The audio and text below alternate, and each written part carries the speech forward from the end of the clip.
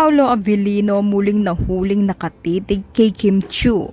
Kilig na kilig ang fans sa birthday dinner moment. Hindi na naman nakaligtas sa mapanuring mata ng netizens ang panibagong nakakakilig na eksena ni na Paolo Avellino at Kim Chiu matapos kumalat ang video mula sa kanilang US tour at this time nangyari ito habang nagdi-dinner sila para sa birthday celebration ni Kim Chiu. Sa naturang video, makikita ang mas intimate at relax na selebrasyon kasama ang kanilang mga kasamahan habang kinakantahan si Kim Chiu sa kanyang birthday.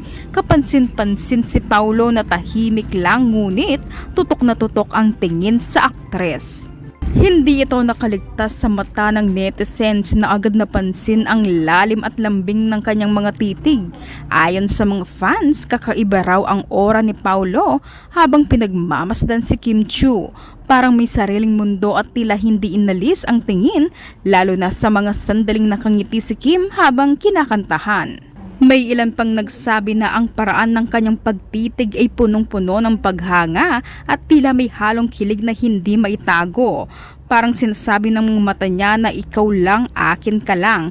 Abang ang iba naman ay sinasabi tila in love ang aktor base sa kanyang mga ekspresyon at sobrang nagagandahan kay Kim Chiu.